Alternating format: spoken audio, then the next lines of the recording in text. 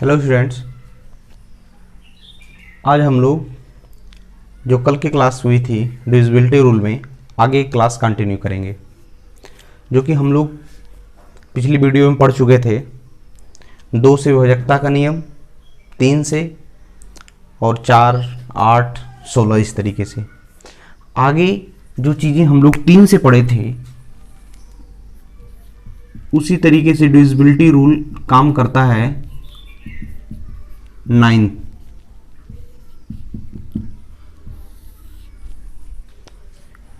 जो 3 का रूल होता है वही काम करता है 9 से भी। 3 से था किसी भी नंबर के डिजिट का सम करने पे यदि वह 3 से डिविजिबल है तो नंबर भी 3 से डिविजिबल होता था, जो एक्चुअल नंबर था। सेम यही बात है, संख्या के अंकों का योग यदि 9 से विभाजित होता है, डिविजिबल होता है, तो एक्चुअल जो नंबर होगा, प्रारंभिक जो संख्या होगी, वह भी 9 से पूर्णतः विभाजित होगी। मैंने क्या बोला? सम ऑफ डिजिट। यदि यह डिविजिबल हो तो जो एक्चुअल नंबर होगा, number is also divisible by 9। यानी संख्या के अंकों का योग यदि 9 से कटेगा तो संख्या भी 9 से कटेगी। एग्जाम्पल, जैसे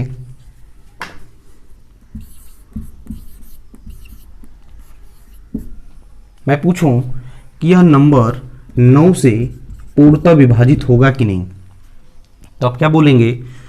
8 1 9, 8 1 9, 9 18, 3 21, 5 26 और एक टोटल 27। देखिए, संख्या के अंकों का योग करने पर 27 आया, और यह 27 जो है 9 से पूर्णतः विभाजित होता है, तो आप बोल सकते हैं कि यह संख्या भी 9 से पूर्णतः विभाजित होगी। जो एग्जाम में इंपॉर्टेंट है, इस बात को ध्यान रखिएगा, 3 से, 9 से और 11 से, इसी पर ज़्यादा क्वेश्चन बनकर आते हैं, जो कि हम लोग जब पूरा क्लासेस कर लेंगे डिविजिबिलिटी रूल, तो इस पे क्वेश्चन कैसे बनते हैं उस चीज़ की हम लोग प्रैक्टिस करेंगे।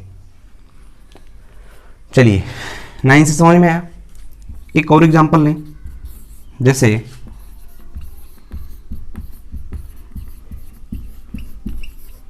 वही बात होगी, यदि भाई इनका सम करें, सम करने पे बहुत ज़्यादा बड़ी संख्या आएगी तो हमें जोड़ने में भी प्रॉब्लम। तो ऐसा करें आप, 9 से 9 डिविजिबल ही होता है, हटा दें इसे। 5 4 9, ये भी कैंसिल कर दीजिए। 7 7 14, 14 4 18, ये भी कैंसिल कर दीजिए। बचा क्या? 8 7 15 3 18, ये भी कैंसिल। बचा क्या? 8। तो आप ये जानते हैं कि 8 9 से डिविजिबल नहीं है, तो आप बोलेंगे कि यह जो नंबर था, यह भी एक्चुअल जो नंबर 9 से पूर्णतः विभाजित नहीं होगा। क्लियर? चलिए, फिलहाल हम लोग समझते चलेंगे क्वेश्चन जब किस तरीके से बनता है, तो हम लोग इस पे अच्छी तरीके से डिस्कस किया जाएगा। चलिए, नेक्स्ट है डिविजिबिलिटी रूल बाई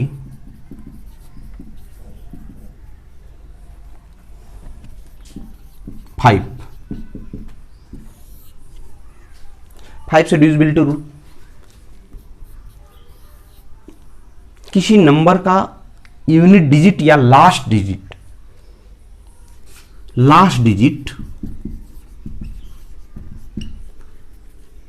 एक्सेप्ट या तो 0 और या तो 5,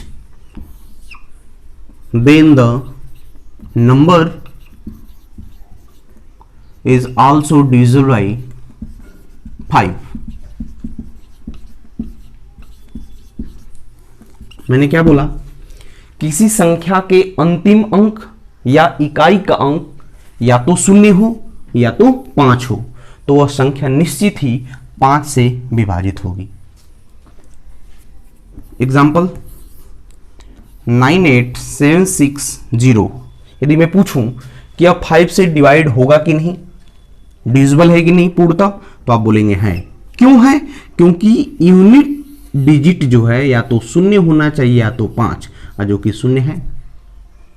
दूसरा एग्जाम्पल, ये होगा कि नहीं, आप बोलेंगे नहीं। क्यों?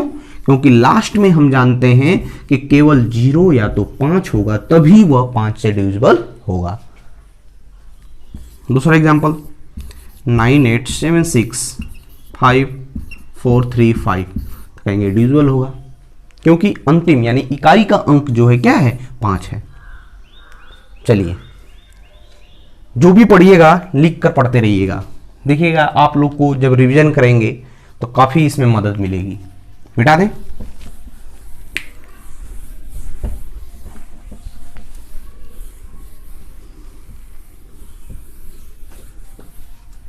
चलिए नेक्स्ट, 6 से विभाजकता का नियम।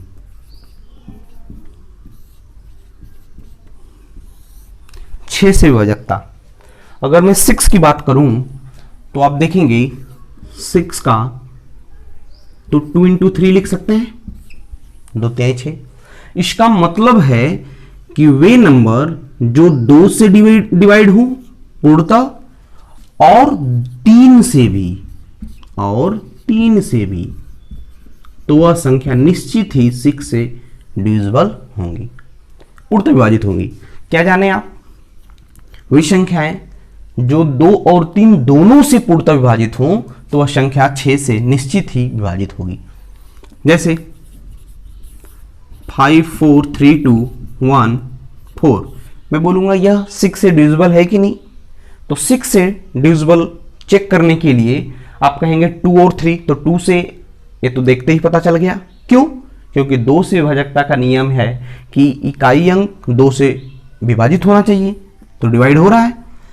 3 से देखें, 5 4 9 3 कैंसिल, 2 और 3 4 बचा, जो कि 4 3 से नहीं करता। इसका मतलब यह संख्या 6 से विभाजित नहीं होगी।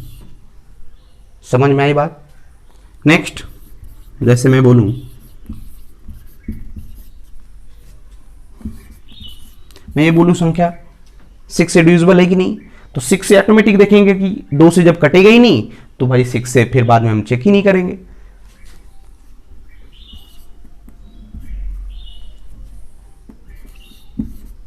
इस नंबर को बताइए 6 से कटेगा कि नहीं। 6 से डिविजिबल के लिए 2 और 3, 2 से तो आपने देखा 4 है, कटेगा। अगर मैं 3 से चेक करने की बात करूं तो आप बोलेंगे 9 8 7 15 3 4 5 9 2 1 3 5 4 9, यानी 3 से कट ही रहा है, और जो कि ऑलरेडी 4 था तो 2 से कट रहा था, तो यह संख्या अवश्य ही 6 से विभाजित होगी। विभाजित होने का मतलब हम लोग कल चर्चा किए थे, जिसमें से रिमाइंडर क्या बचता है, 0, तभी उसको पूर्णतः डिविजिबल हम मानेंगे कि हाँ पूर्णतः विभाजित हो रही है। चलिए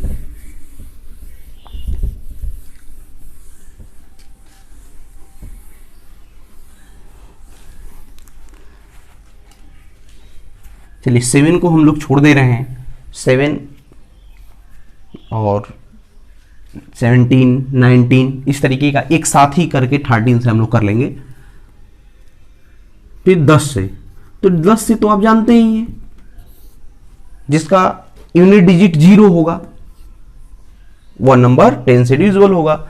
जैसे 9860, तो आप बोलेंगे 10 से कटेगा, हाँ श्योर कटेगा, क्योंकि यूनिट डिजिट क्या है, 0 है। 986765, कहेंगे नहीं। क्यों नहीं? क्योंकि इसका इकाई का अंक 0 न होकर 5 है, इसलिए यह संख्या 10 से पूर्णतः विभाजित नहीं होगी।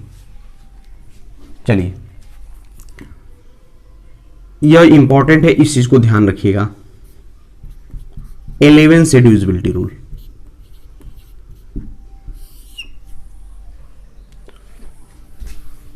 से डिविजिबिलिटी रूल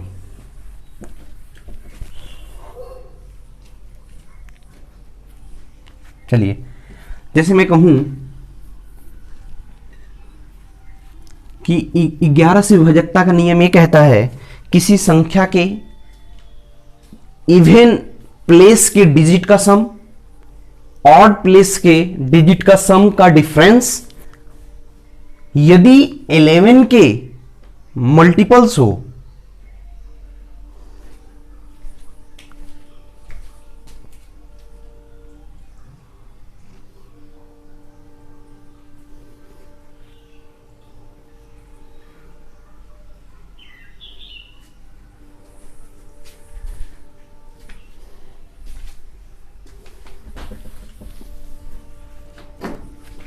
चलिए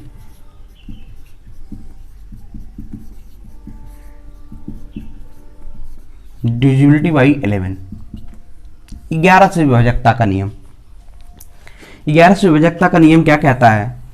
कहता है किसी संख्या के सम स्थान के अंकों का योग तथा विषम स्थान के अंकों का योग का अंतर यदि 11 से विभाजित होता हो। क्या बोले? सम स्थान के अंकों का योग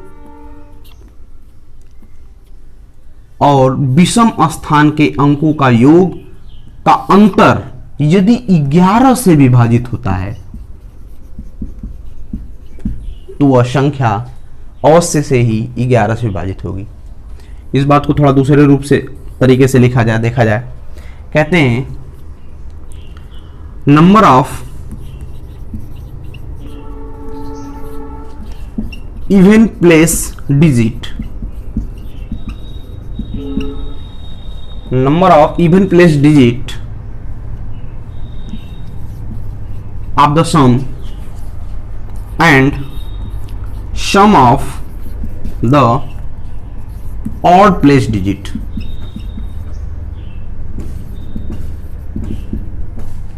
of difference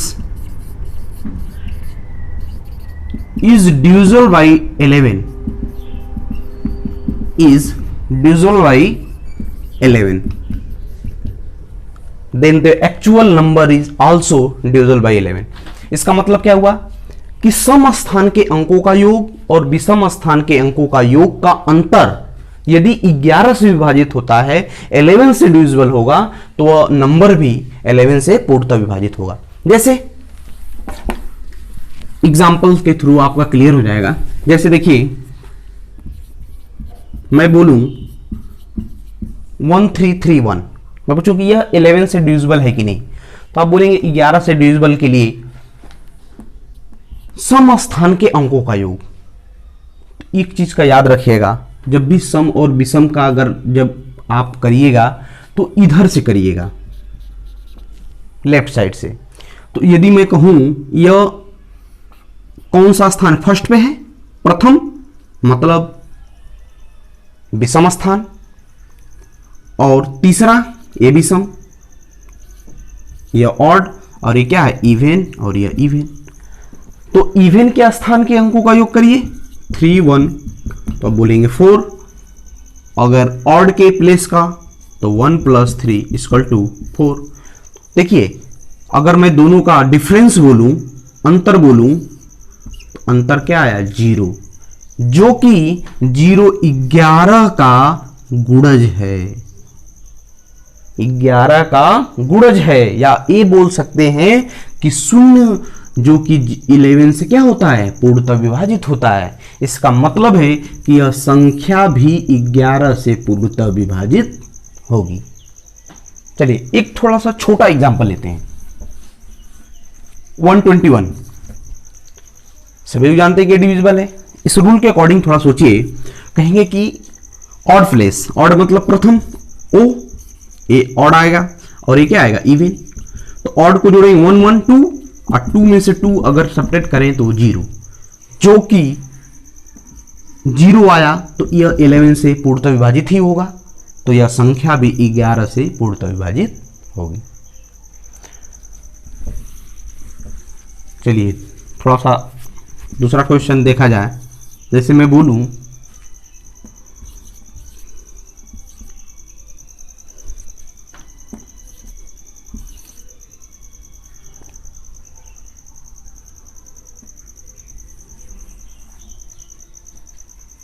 अगर मैं इस संख्या को बोलूं कि यह डिविजिबल है कि नहीं, तो अब सबसे पहले odd place, odd place, odd place, even और इवन। तो इवन को सम करिए तो 4 और 2 6, ऑड को सम करिए 2 + 4 + 8। तो डिफरेंस निकालेंगे तो डिफरेंस क्या आ गया, 8 आया, जो कि 8 11 से पूर्णतः विभाजित नहीं होता, तो यह संख्या भी 11 से पूर्णतः विभाजित नहीं होगी।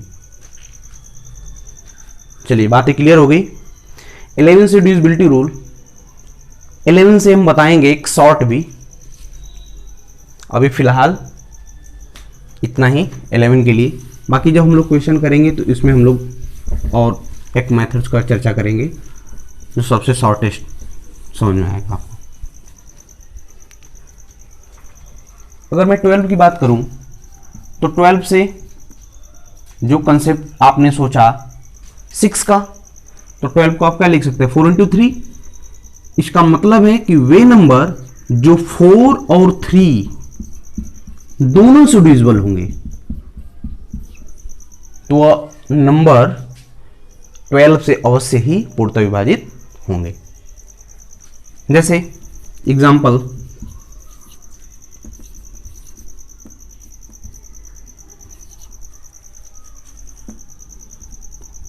मैं बोलूं कि यह 12 से पूर्णतः विभाजित होगा कि नहीं, तो आप बोलेंगे वे संख्याएं जो 4 और 3 दोनों से। तो 4 और 3, 4 से डिविजिबिलिटी का रूल क्या है, लास्ट 2 डिजिट। जब अंतिम 2 अंक यदि 4 से विभाजित होते हैं तो संख्या भी 4 से विभाजित होगी। देखिए 24 है, 4 से विभाजित होगा ही। 3 से divisibility rule, sum of the digit 9 cancel, 4 1 5 2 7, 7 और 4 11, जो कि 3 से नहीं डिविजिबल है। इसका मतलब जब 3 और 4 दोनों से होना चाहिए तो यह भी संख्या 12 से पूर्णतः विभाजित नहीं होगी। नेक्स्ट एग्जांपल इस पे देखें, जैसे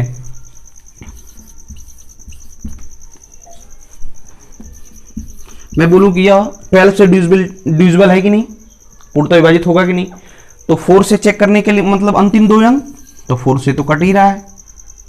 3 से तो 9 8 7 15 4 8 12, इसका मतलब 3 और 4 दोनों से यह डिविजिबल है, विभाजित हो रहे हैं, तो यह जो नंबर हैं 12 से अवश्य ही विभाजित होंगे। क्लियर। चलिए आज के क्लास का जो सबसे इंपॉर्टेंट, क्योंकि बहुत से जगह या बहुत से आप खुद ही पढ़े होंगे तो याद करना पड़ता है, समझना पड़ता है, डिविजिबिलिटी रूल बाई 7। इस चीज को समझने के लिए थोड़ा सा कुछ हम लोग समझ जाएं, क्योंकि इस तरीके के जो नंबर हैं जैसे 7 13 17 19 जो नंबर्स हैं, आप कहीं ना कहीं ये देखिए कि इसका कैलकुलेशन करना थोड़ा सा हमारे लिए टफ पड़ता है। यदि मैं कहूं कि इनको 10 के गुणज के रूप में बनाएं, अगर मैं 10 के गुणज के नज़दीकी क्लोजर 10 के मल्टीपल्स के हम लोग इसके समीप कोई संख्या लें, जैसे 7 है, तो 7 के अगर हम क्लोजर की बात करें तो 7 के एक गुणज है जैसे 21, तो यह लगभग 10 के गुणज के नज़दीक है। अब 10 के गुणज अगर इसको हमें बनाना होगा तो आप बोल सकते हैं -1। अगर मुझे 10 के गुणज के रूप में इसे बनाना है तो आप क्या कहोगे, -1। तो यदि मैं कहूं 10 × 2 + 1, अगर मैं इसको 21 की बातें करूं तो 10 × 2 + 1, तो यदि मैं कहूं कि इसका जो मल्टीप्लाई हुआ है जो कि 10 के गुणज में बनाने के लिए, तो कितने का हुआ है? 2 से। और एक बात याद रखिए कि हमें 21 है और इसको 10 के मल्टीपल्स में लाना है, तो एक हमको क्या करना पड़ेगा? सब्ट्रैक्ट करना पड़ेगा, तभी आएगा।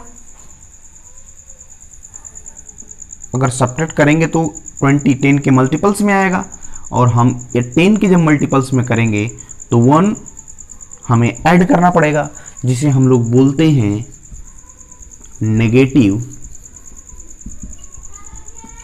ऑसिलेटर। चलिए, यदि मैं कहूं इसी तरीके से 13 का, तो 13 के अगर मैं बोलूं कि 10 के मल्टीपल्स के नजदीक में, तो 13 इंटू 3, भाई 13 इंटू 3 करेंगे और प्लस 1 करें तो 40, जो कि 40 10 का क्या है? मल्टीपल से। अब इस 40 को आप देखिए, अगर मैं ऐसे करूं 10 इंटू 4, 10 इंटू 4, और अगर हम 10 इंटू 4 कर रहे हैं, 39 करना होगा तो -1,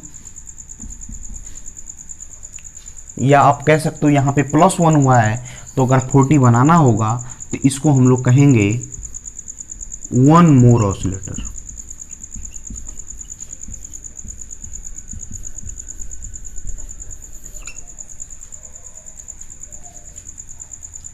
ये बात क्लियर हुआ? चलिए, जैसे अगर मैं 17 की बात करूं तो 7 इंटू 3 करें तो 51, जो कि 10 के मल्टीपल्स में करना होगा, तो आप कह सकते हो -1। यदि ये -1 इसका मतलब है कि कह सकते हो नेगेटिव। अगर मैं 10 के मल्टीपल्स की बात करूं तो आप कहेंगे 10 इंटू 5। इस बात को याद रखिएगा।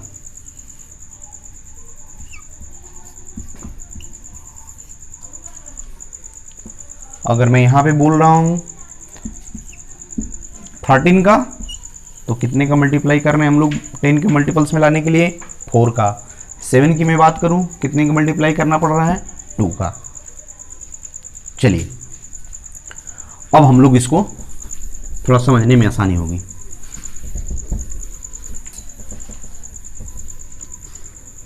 देखिए, जैसे कोई एक एग्जांपल लें।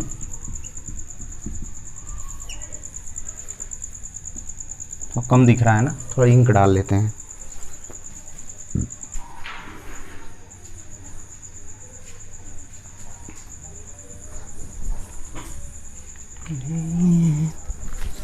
देख कर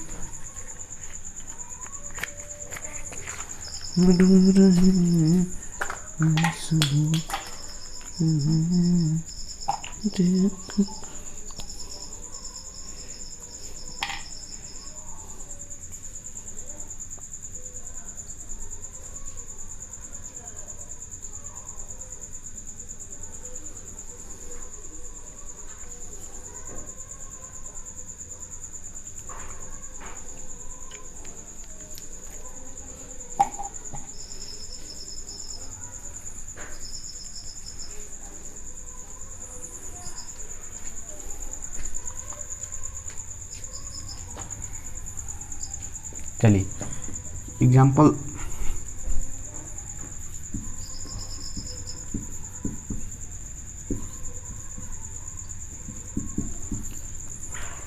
कोई एग्जाम्पल लेते हैं। जैसे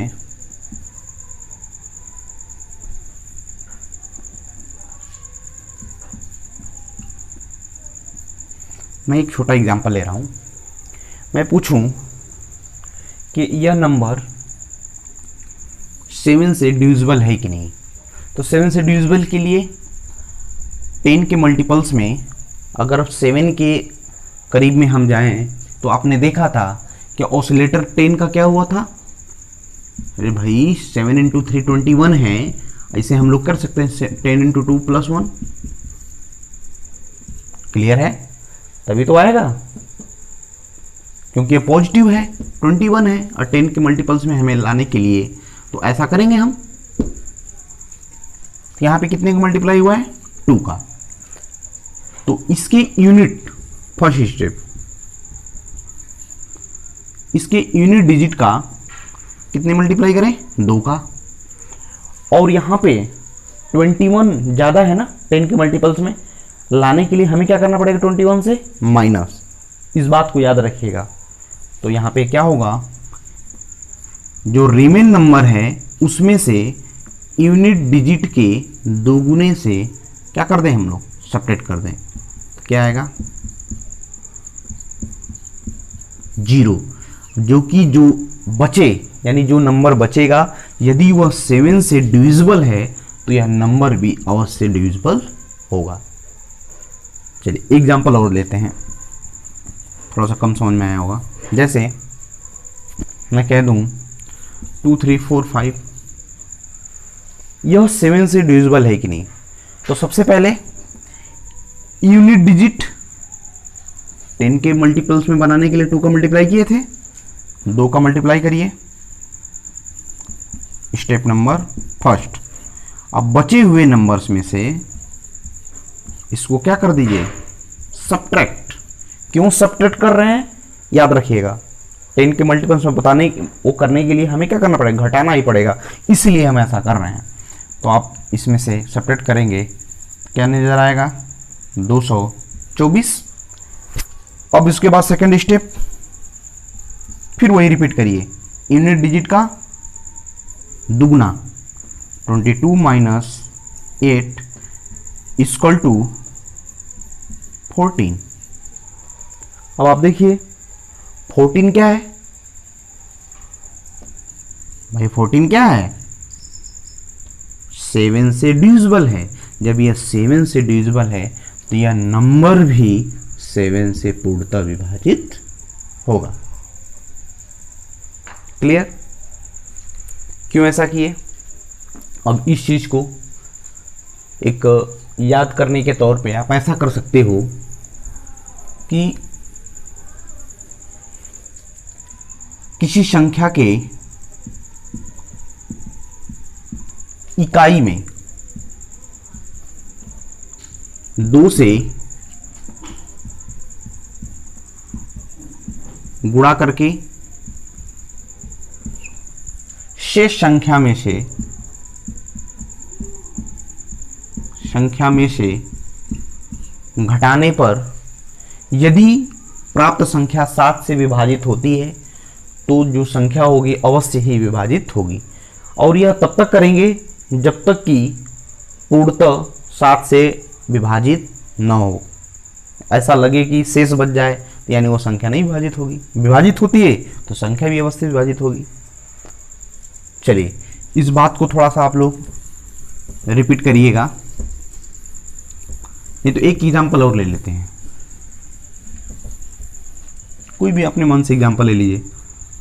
जैसे मैं बोलूं 43232, तो आपने 7 से डिविजिबिलिटी रूल पूछ रहा है कि यह 7 से डिविजिबल है कि नहीं। तो यूनिट डिजिट में क्या करेंगे, 2 से मल्टीप्लाई। और 2 से मल्टीप्लाई क्यों करेंगे, जो कि हम लोग पीछे जान चुके हैं। तो आपको क्या मिलेगा, फर्स्ट स्टेप माइनस इसका 2 से मल्टीप्लाई करिए 4, क्या हो जाएगा 4 3 19, 23 सेपरेट करेंगे। अब सेकंड स्टेप क्या है, यह जो बचा इसके यूनिट डिजिट में से जो नंबर्स बचा इसके यूनिट डिजिट को हटाइए और इसमें से यूनिट डिजिट के दुगने को क्या कर दें, घटा दें। तो आपको क्या नजर आएगा 3 413। अब ये 413 बचा ना, अब यह 413 यदि 7 से देख पाए कि कट रहा है कि नहीं और छोटा करना है तो यूनिट डिजिट में क्या करेंगे, 2 से गुणा। अब घटा दें 41 6 35। और देखिए यह 35 7 से कटता है तो यह संख्या भी 7 से कटेगी। थोड़ा लॉन्ग है, जब प्रैक्टिस करेंगे तो ऐसा लगेगा कि आसान हो जाए। जब कभी यूज आएगा तो इस बात को आप थोड़ा सा रिपीट करिएगा। क्या समझना था, यूनिट डिजिट में 2 का मल्टीप्लाई करने के बाद जो शेष नंबर बच रहे हैं उसमें से उसको क्या करें, सब्ट्रैक्ट करें। यदि बची हुई संख्या 7 से कट रही है तो यानी जो संख्या थी अवश्य कटेगी, नहीं तो फिर से वही स्टेप हम लोग क्या करेंगे, रिपीट करेंगे। और तब तक करेंगे जब तक कि आपको 7 का गुणज न मिल जाए। क्लियर? चलिए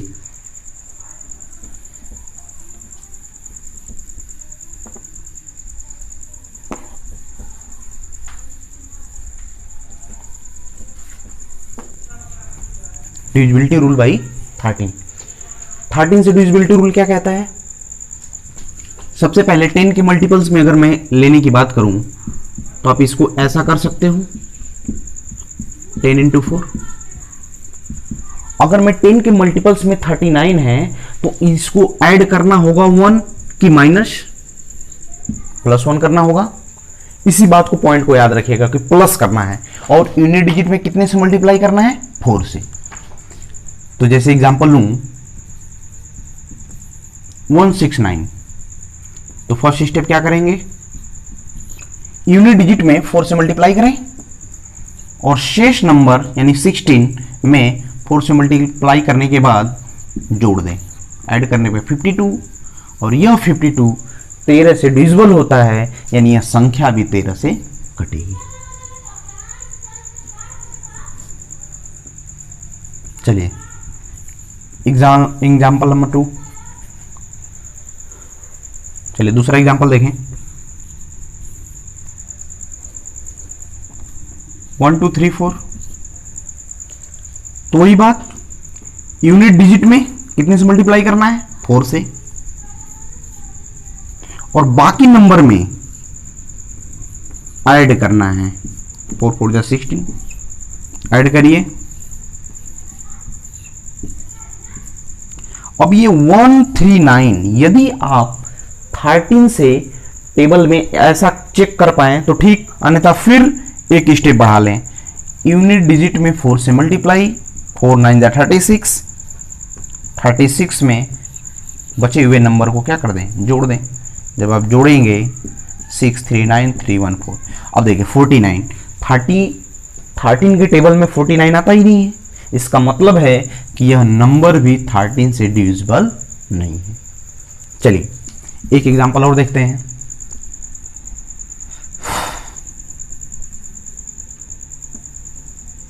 जैसे 4 3 2 1,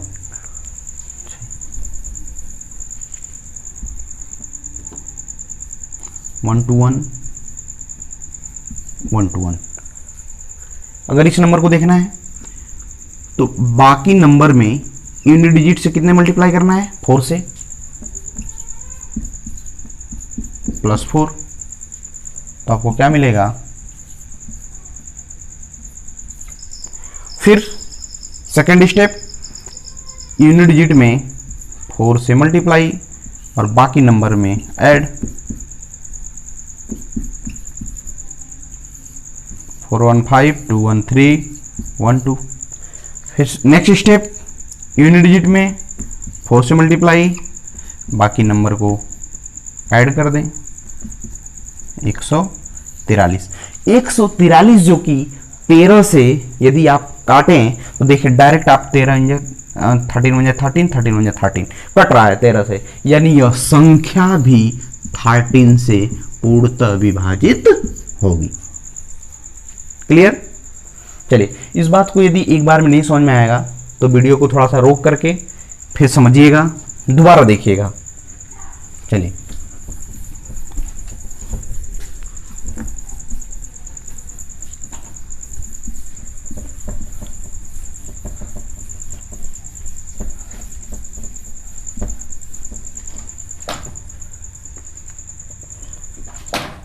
नेक्स्ट 13 के बाद डिविजिबिलिटी रूल बाई 17। देखिए 17 से, तो 17 से पहले करने से पहले आप इसको अगर हम कहें कि 10 के मल्टीपल्स में ले जाएं तो इसका 51 है। अगर 51 से 10 के मल्टीपल्स में मैं बात करूं तो 10 इंटू 5 और यह 51 से 10 के मल्टीपल्स में लाने के लिए 1 क्या होगा, माइनस। यही बात याद रखिएगा, माइनस करना है। ये अगर 10 के मल्टीपल्स में लाना है तो क्या करना होगा हमें, माइनस, क्योंकि 1 क्या है, ज्यादा है। चलिए एग्जांपल देखें, जैसे 289 मैं कहूं कि यह 17 से डिविजिबल है कि नहीं, तो सबसे पहले 10 के मल्टीपल्स में लाने के लिए कितने मल्टीप्लाई किए हैं आप, 5। तो इन डिजिट में 5 से क्या करें आप, मल्टीप्लाई, और क्या किए थे आपको, माइनस। तो याद रखिएगा बाकी बचे हुए नंबर में से 5 9 जा 45, मल्टीप्लाई करके आप सेपरेट कर दीजिए, कितना बचेगा, 17। और यह 17 जो है 17 से क्या है, पूर्णतः विभाजित होता है, तो यह संख्या भी 17 से पूर्णतः विभाजित होगी। चलिए दूसरा एग्जांपल देखें, मैं कहूं 2134, यह डिविजिबल है 17 से कि नहीं, तो आप बोलेंगे 17 से डिविजिबिलिटी रूल देखने के लिए 10 के मल्टीपल्स में लाने के लिए 5 से मल्टीप्लाई, तो यूनिट डिजिट में कितने से मल्टीप्लाई करेंगे भाई, 5 से। तो 213 माइनस 5 4 जा 20, तो आपको क्या मिलेगा, 193। अब 193, तो भाई अब हम यदि चेक कर पाए 17 से डिविजिबल रूल तो ठीक, नहीं कर पाए तो एक स्टेप और बढ़ जाए, यूनिट डिजिट में कितने से मल्टीप्लाई करेंगे, 5, 19 माइनस 5 3 जा 15 यानी 4, जो कि 4 17 से नहीं डिविजिबल होता है। इसका मतलब है कि यह संख्या भी 17 से डिविजिबल नहीं हुई। चलिए नहीं समझ में आया, एक और एग्जांपल देखा जाए, जैसे मैं कहूं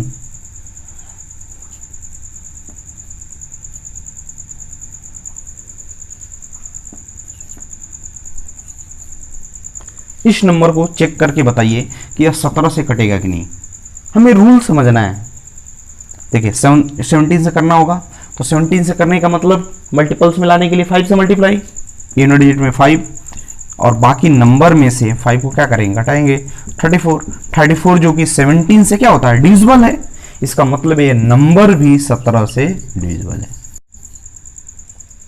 शायद क्लियर हो गई वो बात। चलिए अब हम लोग इसके बाद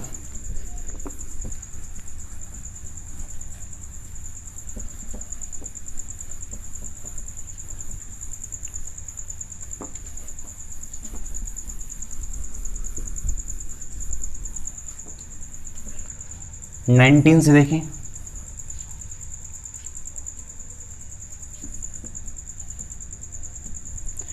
तो 19 से देखने के लिए अब देखिए 19 एक खुद ही 10 के मल्टीपल्स में लाने के लिए मैं बोलूं तो आप बोलेंगे ना 19 प्लस 1, तभी तो 20 होगा।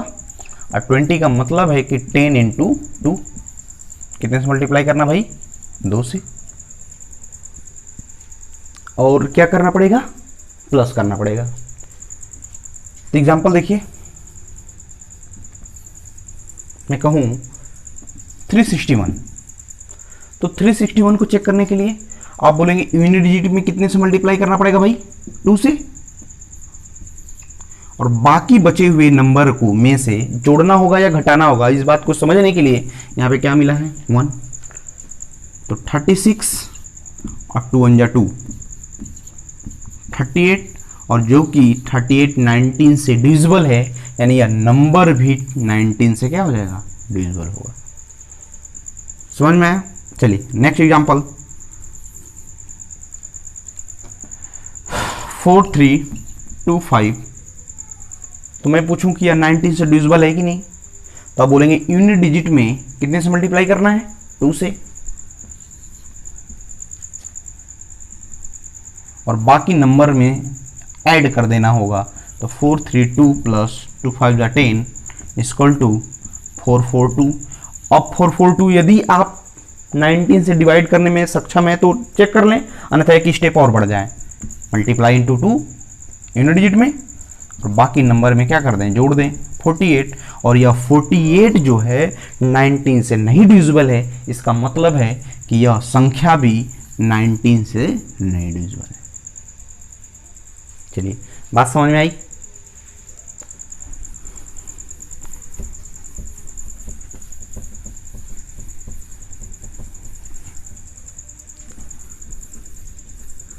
अब इस बात को आप याद करना होगा, समझना होगा कि 7 से जब आप कर रहे थे तो इकाई में कितने से गुणा करना पड़ रहा था, यूनिट डिजिट में 2 से, और भाई 21 आएगा 7 से 10 के मल्टीपल्स में लाने के लिए माइनस, तो इकाई में 2 से मल्टीप्लाई करने के बाद बाकी नंबर में से उसको क्या करना था, घटा देना था।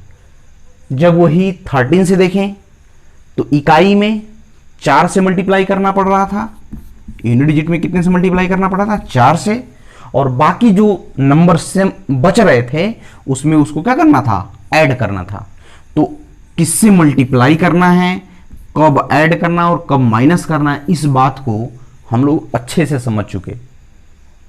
यदि नहीं समझे होंगे तो आप पीछे की वीडियो को अच्छे से देखिए, 1 बार 2 बार 3 बार नोट्स बनाकर रिवीजन करेंगे, आई एम श्योर कि आपको 100% क्लियर हो गया। चलिए बाकी भी जो नंबर्स हैं इसी तरीके के लगभग आपके माइंड में 19 तक का तो एकदम बिल्कुल होना ही चाहिए। बाकी 23 है, 29 है, 37 है, इस तरीके से तमाम नंबर्स हैं जो कि हम लोग बाद में भी चर्चा कर लेंगे। फिलहाल आज के लिए यही क्लास हम लोग समाप्त करते हैं। यदि आपको अच्छा लगा हो तो वीडियो को लाइक करिएगा, कमेंट्स करिएगा और चैनल को सब्सक्राइब करिएगा। Thank you.